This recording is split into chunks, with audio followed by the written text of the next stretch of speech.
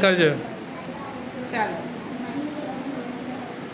નમસ્તે, આ conical plant છે. આનો ઉપયોગ પ્રયોગશાળામાં પ્રવાહીનું માપન કરવા માટે અને પ્રવાહી ગરમ કરવા માટે થાય છે.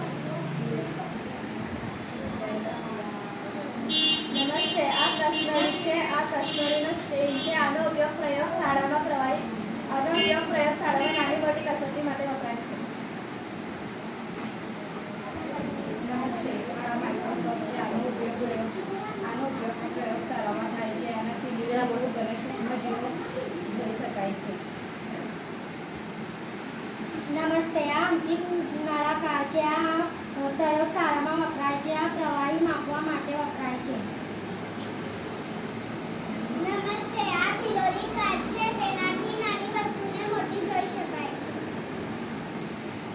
નમસ્તે, આ ગળણી છે. આને પ્રવાહી દૂર કરવા માટે વપરાય છે અને પ્રવાહીમાં રહેલા અશુદ્ધિ દૂર કરવા વપરાય છે.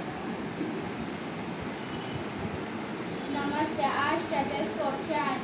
આ દર્દીના ડૉક્ટર આનો ઉપયોગ દર્દીના ધબકાર માટે જાણવા માટે આ હોકા યંત્ર છે જેનો ઉપયોગ દિશાદારો માટે થાય છે. આમાં ચુંબકીય સોર્સ હોય છે જે ઉત્તર દક્ષિણ દિશાને સ્થિર થાય છે. નમસ્તે, આ બીકર છે.